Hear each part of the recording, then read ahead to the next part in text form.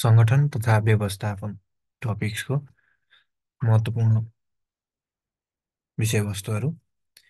सङ्गठनभित्र सङ्गठनको परिभाषा, सङ्गठनात्मक संरचना, सङ्गठनको प्रकार, उद्देश्य, सञ्चार प्रविधि, होइन सञ्चार प्रणाली, सङ्गठनात्मक परिवर्तन र विकास, संस्थागत सुशासन र व्यवस्थापन अन्तर्गत व्यवस्थापनको परिभाषा, सिद्धान्त तथा कार्यहरू, उत्प्रेरणा, व्यवस्थापन सूचना प्रणालीको महत्त्व, ग्राहक सम्बन्ध व्यवस्थापनको अवधारणा, महत्त्व, प्रक्रिया तथा औजारहरू। सङ्गठनको परिचय। सङ्गठनको परिचयमा यसको उत्तरमा सङ्गठनात्मक लक्ष्य प्राप्तिका सङ्गठनात्मक लक्ष्य प्राप्तिका विभिन्न प्रकारका स्रोत र साधनहरू जस्तै भौतिक स्रोत, मानव स्रोत, वित्तीय स्रोतको एकीकरण र परिचालनको समग्र स्वरूपलाई सङ्गठन भनिन्छ। विभिन्न प्रकारका स्रोत र साधनहरू जस्तै भौतिक स्रोत, मानव स्रोत, वित्तीय स्रोतको एकीकरण र परिचालनको समग्र स्वरूपलाई सङ्गठन भनिन्छ। यसले सङ्गठनको संरचना र स्वरूप निर्धारण गर्दछ। यो देखिने अङ्गहरूको संयोजन हो। सङ्गठनको स्रोतहरूको परिचालन गर्न कुशल व्यवस्थापक आवश्यक पर्दछ। सङ्गठन स्रोतहरूको संयोजन हो जसले सङ्गठनका विभाग, शाखा, उपशाखाहरूको काम, कर्तव्य र जिम्मेवारी वर्गीकरण गरी लक्ष्य प्राप्तिका लागि परिचालनको वातावरण निर्माण गर्दछ। सङ्गठनका प्रकार। एकमा सरकारी सङ्गठन। सरकारको नीति तथा कार्यक्रम कार्यान्वयन गर्ने तथा सार्वजनिक सेवा प्रवाह गर्ने जस्ता सङ्गठन स्थापना गरिएको हुन्छ। यस्तोलाई सरकारी सङ्गठन भनिन्छ। गैर सरकारी सङ्गठन। सरकारभन्दा बाहिर रहेर सरकारले जस्तै सेवा प्रवाह गर्ने, जस्तै शिक्षा, स्वास्थ्य क्षेत्रमा योगदान गर्ने सङ्गठन यस अन्तर्गत पर्दछन्। अन्तर्राष्ट्रिय सङ्गठन। 2 वा सोभन्दा बढी देशहरूको सरकार संलग्न रहेको सङ्गठन यस अन्तर्गत पर्दछन्। अन्तर्राष्ट्रिय गैर सरकारी सङ्गठन। 2 वा सोभन्दा बढी देशका सरकारभन्दा बाहिरका पक्षहरू संलग्न भई सरकारले जस्तै काम गर्ने, जस्तै शिक्षा, स्वास्थ्य, खानेपानी, सरसफाइ यस अन्तर्गत पर्दछन्। उत्पादनमूलक सङ्गठन। वस्तु वस्तु उत्पादन गरेर बजार पठाउने र पठाउने सङ्गठन यस अन्तर्गत पर्दछ, जस्तै मोबाइल उत्पादक, कार उत्पादक आदि। सेवामूलक सङ्गठन। सेवा उत्पादन गरेर ग्राहकलाई बिक्री वितरण गर्ने कार्य यस अन्तर्गत पर्दछ। निजी सङ्गठन। केही व्यक्तिको लगानीमा स्थापना भएको सङ्गठन निजी सङ्गठन हुन् भने पब्लिक सङ्गठन सर्वसाधारणको लगानी रहेको सङ्गठनलाई पब्लिक सङ्गठन भनिन्छ। सङ्गठनको उद्देश्यहरू उत्तरमा। 1. सङ्गठनात्मक लक्ष्य, दूरदृष्टि, ध्येय, रणनीति प्राप्त गर्न। सङ्गठनात्मक लक्ष्य, दूरदृष्टि, ध्येय, रणनीति प्राप्त गर्न। सङ्गठनात्मक लक्ष्य, दूरदृष्टि, ध्येय, रणनीति प्राप्त गर्न। 2. सङ्गठनका विभिन्न स्रोत र साधनहरूलाई एकीकृत गरी परिचालन गर्ने। सङ्गठनको भौतिक उपस्थिति निर्माण गरी अस्तित्व निर्माण गर्ने। सङ्गठनको भौतिक उपस्थिति निर्माण गरी अस्तित्व निर्माण गर्ने। विभिन्न व्यवस्थापकीय कार्यहरू जस्तै योजना, सङ्गठन, निर्देशन, नियन्त्रण र परिचालन गर्ने। विभिन्न व्यवस्थापकीय कार्यहरू जस्तै योजना, सङ्गठन, निर्देशन, नियन्त्रण, परिचालन गर्ने। सङ्गठनको आन्तरिक र बाह्य वातावरणको समायोजन गर्दै वातावरण अनुकूल सङ्गठन निर्माण गर्ने। सङ्गठनको आन्तरिक र बाह्य वातावरणको समायोजन गर्दै वातावरण अनुकूल सङ्गठन निर्माण गर्ने। प्रभावकारी सङ्गठन संरचना निर्माण गरी प्रभावकारी सङ्गठन संरचना निर्माण गरी कार्य प्रक्रियाको सरलीकरण गर्ने, प्रभावकारी सङ्गठन संरचना निर्माण गरी कार्य प्रक्रियाको सरलीकरण गर्ने, सङ्गठनको काम कारबाही सङ्गठनको काम कारबाही र अङ्गहरूलाई समयानुकूल परिवर्तन गर्ने, सङ्गठनको काम कारबाही र अङ्गहरूलाई समयानुकूल परिवर्तन गर्ने, सङ्गठनका स्रोत र साधनको उत्पादकत्व वृद्धि गर्ने, सङ्गठनका स्रोत र साधनको उत्पादकत्व वृद्धि गर्ने, सङ्गठनात्मक संरचना सङ्गठनको स्रोत र साधनलाई व्यवस्थित गर्न गर्न कार्य ढाँचा निर्माण, विभागीकरण, अधिकार प्रत्यायोजन र आदेशको श्रृङ्खला तयार पार्नु सङ्गठन संरचना हो। यस्तो सङ्गठन संरचना ठाडो, तेस्रो, पिरामिड, म्याट्रिक्स र दायराविहीन हुन सक्छ। यस्तो सङ्गठन संरचना ठाडो, तेस्रो, पिरामिड, म्याट्रिक्स र दायराविहीन हुन सक्छ। सङ्गठन संरचनाले सङ्गठनको मानव स्रोतलाई पदसोपानमा बाँधेर सङ्गठनको मानव स्रोतलाई पदसोपानमा बाँधेर विभिन्न पदमा जिम्मेवारी प्रदान गर्दै लक्ष्य प्राप्तिका लागि एकीकृत गर्दछ। सङ्गठन संरचनाले सङ्गठनको मानव स्रोतलाई पदसोपानमा बाँधेर विभिन्न पदमा जिम्मेवारी प्रदान गर्दै लक्ष्य प्राप्तिका लागि एकीकृत गर्दछ। यो हरेक सङ्गठनमा विद्यमान हुन्छ। यसको आधारमा सङ्गठनका स्रोतहरूको प्रभावकारी परिचालन हुन्छ। यसको आधारमा सङ्गठनका स्रोतहरूको प्रभावकारी परिचालन हुन्छ। सङ्गठन संरचनाको प्रकार सङ्गठन संरचनाको प्रकार एकमा ठाडो सङ्गठन संरचना। ठाडो सङ्गठन संरचना भनेको यस्तो सङ्गठन संरचना हो कार्यात्मक वा विभागीकृत प्रकृतिको हुन्छ। यो सङ्गठन संरचना कार्यात्मक र विभागीय प्रकृतिको हुन्छ। कार्यात्मक ठाडो संरचनामा कामको आधारमा विभागीकरण र विशिष्टीकरणका आधारमा कर्मचारी परिचालन गरिन्छ। कार्यात्मक ठाडो सङ्गठन संरचनामा कामको आधारमा विभागीकरण, विशिष्टीकरणका आधारमा कर्मचारी परिचालन गरिन्छ। विभागीकरण संरचनामा स्तरीयताको आधारमा साँघुरो र पदसोपानमा आधारित संरचना निर्माण गरिन्छ। विभागीकरण संरचनामा स्तरीयताको आधारमा साँघुरो वा पदसोपानमा आधारित संरचना निर्माण गरिन्छ। म्याट्रिक्स सङ्गठन संरचना भन्नाले यस्तो सङ्गठन संरचनामा ठाडो सङ्गठन र तेस्रो सङ्गठन संरचनालाई मिसाइएको हुन्छ। यसमा कार्यात्मक र विभागीकरण दुवैतर्फबाट आदेश आउन सक्छ। मातहतका कर्मचारीले 2 वा सोभन्दा बढी व्यवस्थापनलाई प्रतिवेदन गर्नुपर्दछ। यसमा कार्यात्मक र विभागीकरण दुवैतर्फबाट आदेश आउन सक्छ। मातहतका कर्मचारीले 2 वा सोभन्दा बढी व्यवस्थापनलाई प्रतिवेदन गर्नुपर्दछ। मातहतका कर्मचारीले 2 वा सोभन्दा बढी व्यवस्थापनलाई प्रतिवेदन गर्नुपर्दछ। त्यसै गरी 3 नम्बरमा छ सीमारहित सङ्गठन संरचना। सीमारहित सङ्गठन संरचना भनेको यस्तो सङ्गठन संरचनामा परम्परागत भौतिक सीमा हुँदैन।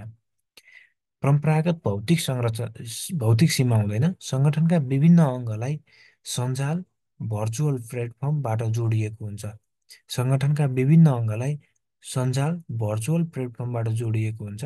विभिन्न स्थानबाट जोडिएको हुन्छ। सङ्गठनले लक्ष्य प्राप्तिका लागि प्रयत्न गर्दछ।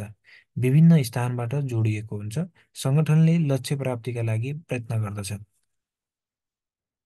कृषि विकास बैङ्कमा सङ्गठनात्मक संरचनामा देखिएका समस्याहरू। कृषि विकास बैङ्कमा सङ्गठनात्मक संरचनामा देखिएका समस्याहरू एकमा छ परम्परागत ठाडो र अग्लो पदसोपानमा आधारित संरचनाले सञ्चार र कार्यप्रभावकारितालाई अवरोध पुर्याएको छ। परम्परागत ठाडो र अग्लो पदसोपानमा आधारित संरचनाले सञ्चार र कार्यप्रभावकारितालाई अवरोध पुर्याएको छ। सङ्गठन संरचनामा नियमित सुधार गर्न नसक्दा सङ्गठनको सुधारमा कमी भएको छ। सङ्गठन संरचनामा नियमित सुधार गर्न नसक्दा सङ्गठनको सुधारमा कमी भएको छ।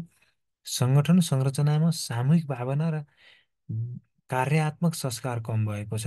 सङ्गठन संरचनामा सामूहिक भावना र कार्यात्मक संस्कार कम भएको छ। सङ्गठन संरचनाको विभागीकरण गर्दा अधिकार दोहोरापन र खप्टिएको छ। सङ्गठन संरचनाको विभागीकरण गर्दा अधिकार दोहोरोपन र खप्टिएको छ। सङ्गठन संरचनालाई व्यवस्थापकीय कार्यकौशलतासँग जोडिएको छैन। सङ्गठन संरचनालाई व्यवस्थापकीय कार्यकौशलतासँग जोडिएको छैन। सञ्चार प्रणाली। सञ्चार प्रणाली सङ्गठनभित्र र सङ्गठन बाहिर दुई वा सोभन्दा बढी पक्षहरूबीच सङ्गठनभित्र र सङ्गठन भन्दा बाहिर दुई वा सोभन्दा बढी पक्षहरूबीच सूचनाको आदान प्रदान गर्ने समग्र संयन्त्रलाई सञ्चार प्रणाली भनिन्छ। दुई वा सोभन्दा बढी पक्षहरूबीच सूचनाको आदान प्रदान गर्ने समग्र संयन्त्रलाई सञ्चार प्रणाली भनिन्छ। सञ्चार प्रणालीले सन्देशलाई प्रेषकबाट प्रापकसम्म पुर्याउँदछ। सञ्चार प्रणालीले सन्देशलाई प्रेषकबाट प्रापकसम्म पुर्याउँदछ र प्रापकबाट पृष्ठपोषणसम्म गर्दछ। सञ्चार प्रणाली विभिन्न उपसमूहहरू मिलेर बनेको हुन्छ। प्रभावकारी सञ्चार प्रणालीका लागि सङ्गठनको विभिन्न इकाइहरूबीच समन्वय र सहकार्य आवश्यक पर्दछ। प्रभावकारी सञ्चार प्रणालीका लागि सङ्गठनको विभिन्न इकाइहरूबीच समन्वय र सहकार्य आवश्यक पर्दछ। कृषि विकास बैङ्कका सञ्चार प्रणालीका समस्याहरू। कृषि विकास बैङ्कमा सञ्चार प्रणालीका समस्याहरू एकमा छ अग्लो सङ्गठन संरचनाले सञ्चार प्रवाहमा ढिलासुस्ती हुने गरेको। अग्लो सङ्गठन संरचनाले सञ्चार प्रवाहमा ढिलासुस्ती हुने गरेको। दुईतर्फी वा दोहोरो सञ्चारको संस्कारको कमी। दुईतर्फी वा दोहोरो सञ्चार संस्कारको कमी। पदीय हैसियत र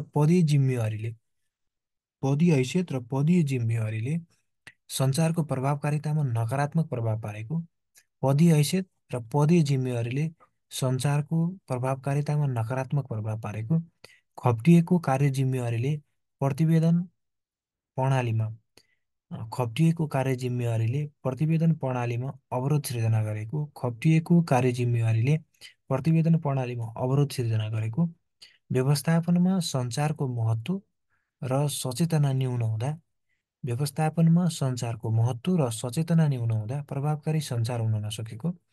व्यवस्थापनमा सञ्चारको महत्त्व र सचेतना न्यून हुँदा प्रभावकारी सञ्चार हुन नसकेको। सङ्गठनको आन्तरिक सञ्चारलाई पूर्ण रूपमा विद्युतीय प्रणालीमा रूपान्तरण गर्न नसक्दा सञ्चार प्रणालीलाई व्यवस्थित गर्न नसकिएको। सूचना लुकाउने प्रविधि सरुवा भएर जाँदा सन्देश नष्ट गर्ने व्यवहार हुँदा सञ्चार प्रणाली व्यवस्थित हुन सकेको छैन। सूचना लुकाउने प्रवृत्ति र सरुवा भएर जाँदा सन्देश नष्ट गर्ने व्यवहार हुँदा सञ्चार प्रणाली व्यवस्थित हुन सकेको छैन। ग्राहकको गुनासो सुन्ने संयन्त्र कम प्रभावकारी हुँदा बैङ्क र ग्राहक बीचको सञ्चार बन्न नसकेको।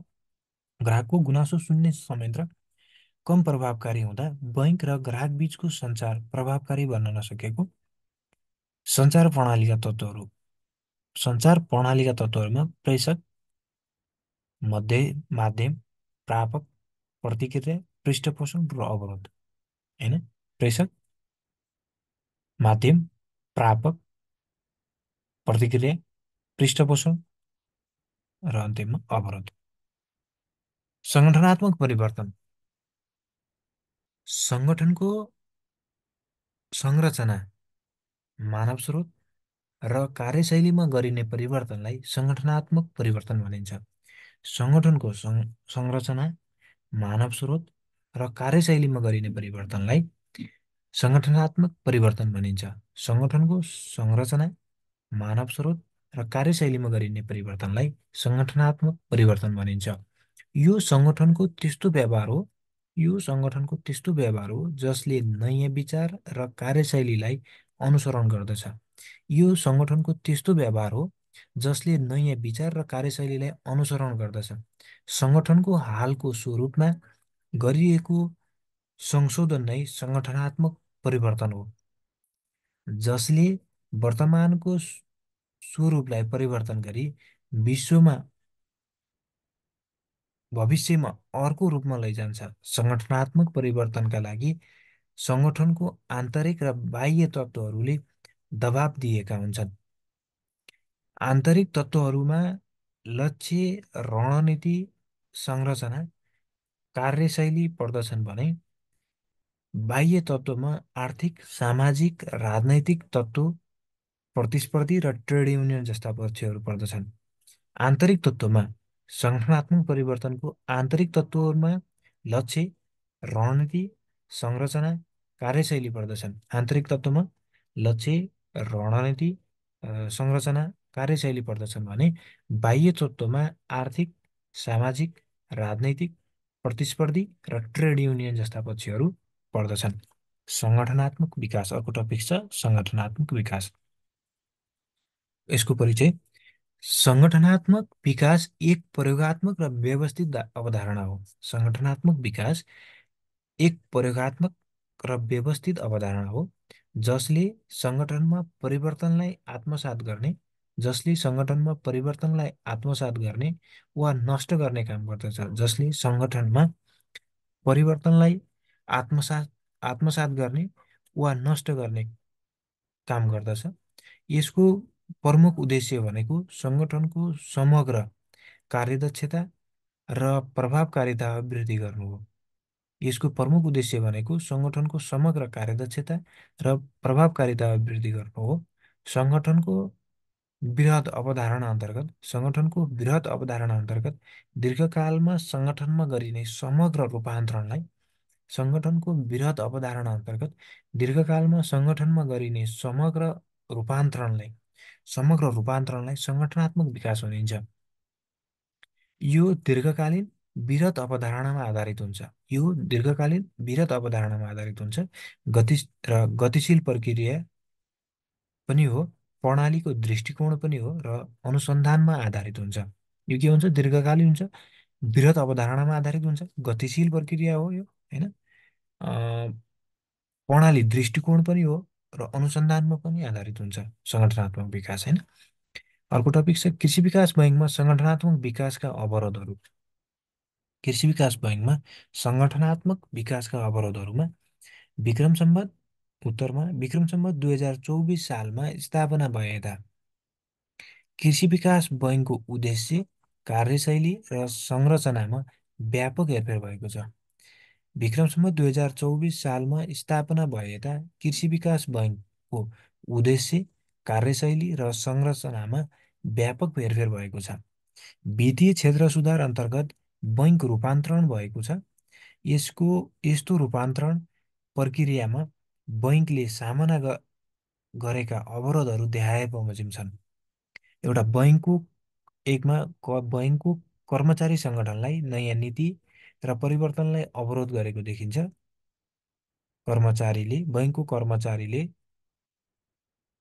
बैङ्कको कर्मचारीले सङ्गठनबाट नयाँ नीति र परिवर्तनलाई अवरोध गरेको देखिन्छ।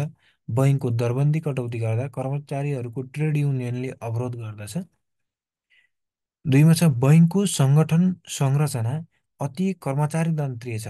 बैङ्कको सङ्गठन संरचना अति कर्मचारीतन्त्रीय छ जसले गर्दा परिवर्तन र विकास निर्णय निर्माणमा अवरोध भएको छ। 3मा छ व्यवस्थापकीय स्वायत्तताको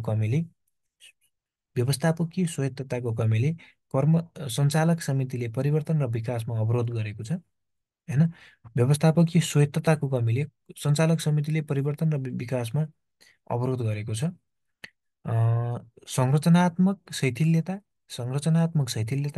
र सामूहिक शैथिल्यताले परिवर्तन विकासमा अवरोध गरेको छ, होइन? सङ्गठनात्मक शैथिल्यता र सामूहिक शैथिल्यताले परिवर्तन विकासमा अवरोध गरेको छ।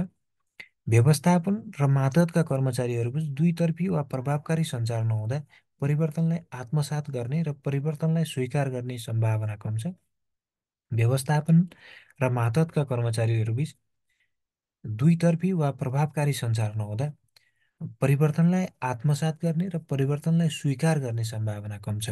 व्यवस्थापन र मातहतका कर्मचारीहरूबीच दुईतर्फी र प्रभावकारी सञ्चार नहुँदा कर्मचारीलाई आत्मसात गर्ने र परिवर्तनलाई स्वीकार गर्ने सम्भावना कम छ।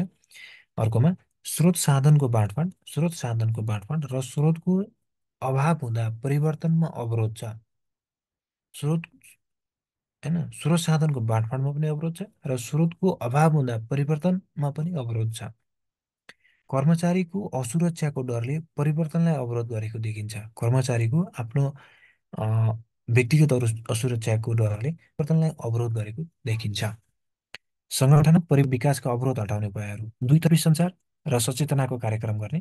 दुईतर्फी सञ्चार र सचेतनाको कार्यक्रम गर्ने। सहभागिता र संलग्नता वृद्धि गरेर सहभागिता र संलग्नता वृद्धि गरेर सहयोग समन्वय र सहजीकरण गरेर सहयोग समन्वय र सहजीकरण गरेर द्वन्द्वरत पक्षसँग वार्ता गरेर र अर्को छ व्यवस्थापनले कर्मचारीलाई प्रभाव पारेर। सङ्गठनात्मक परिवर्तन र विकास बीच फरक। सङ्गठनात्मक परिवर्तन र सङ्गठनात्मक विकास। सङ्गठनात्मक परिवर्तनले वर्तमान अवस्थामा हेरफेर गरी योजनाबद्ध भविष्यको अवस्थामा रूपान्तरण गर्दछ। सङ्गठनात्मक परिवर्तनले वर्तमान अवस्थामा हेरफेर गरी योजनाबद्ध भविष्यको अवस्थामा रूपान्तरण गर्दछ भने सङ्गठनात्मक विकासले कुनै एउटा परिवर्तनमा आबद्ध भई सहजीकरण गर्दछ।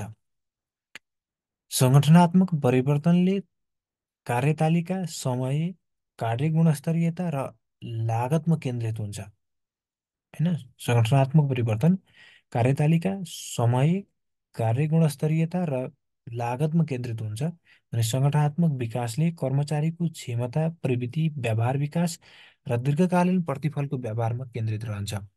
3मा छ सङ्गठनात्मक परिवर्तन छोटो समयका लागि कुनै विशिष्टीकृत समय समय तालिका सहित लागू हुन्छ। छोटो समयका लागि कुनै विशिष्टीकृत समय तालिकाका लागि लागू हुन्छ भने सङ्गठनात्मक विकास दीर्घकालीन प्रयत्न हो। यसले कर्मचारीको व्यवहार विकासमा भूमिका खेल्दछ। सङ्गठनात्मक विकास दीर्घकालीन प्रयत्न हो। यसले कर्मचारीको व्यवहार विकासमा भूमिका खेल्दछ। 4 नम्बरमा सङ्गठनात्मक परिवर्तनका सम्भागहरू आन्तरिक तत्त्वहरू व्यवस्थापन र कर्मचारी पर्दछन्। आन्तरिक तत्त्वहरू व्यवस्थापन र व्यवस्थापक र कर्मचारीहरू पर्दछन् भने सङ्गठनात्मक विकासका बाह्य तत्त्वहरू सरकार यस्ता पर्दछन्। होइन, 5मा छ यो योजनाबद्ध र योजनाविहीन हुन सक्छ। सङ्गठनात्मक परिवर्तन योजनाबद्ध पनि हुन सक्छ अथवा योजनाविहीन पनि हुन सक्छ भने सङ्गठनात्मक विकास यो सधैँ योजनाबद्ध हुन्छ। सङ्गठनात्मक परिवर्तन भविष्यवाणी अवस्थामा आधारित हुन सक्छ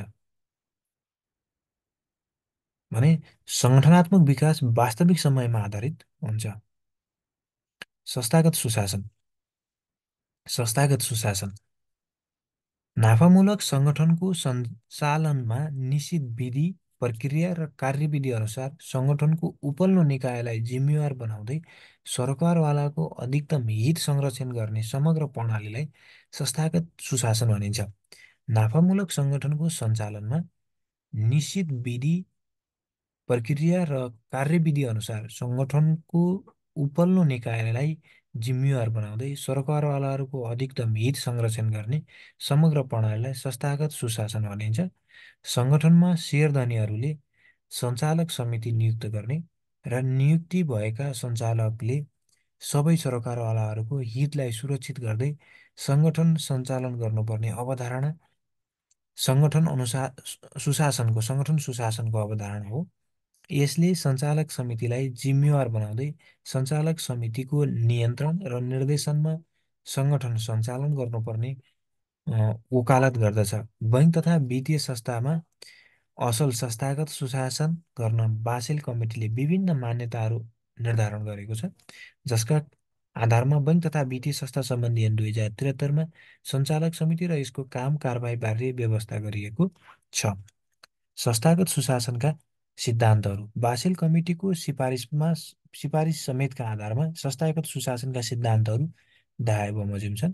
बासेल कमिटी सिफारिसमा होइन, सञ्चालक समितिको गठन र यसको भूमिका, उच्च व्यवस्थापनको सक्रिय निगरानी, सञ्चालक समितिको स्पष्ट उत्तरदायित्व र जवाबदेहिता, सङ्गठनको रणनीतिक उद्देश्य र मूल्य मान्यता, सञ्चालक समितिको गठन प्रक्रिया र योग्यता, सञ्चालक समितिको क्षतिपूर्ति निर्धारण, नीति र प्रक्रिया र बाह्य तथा आन्तरिक तथा आन्तरिक र बाह्य लेखा परीक्षण र नियन्त्रण।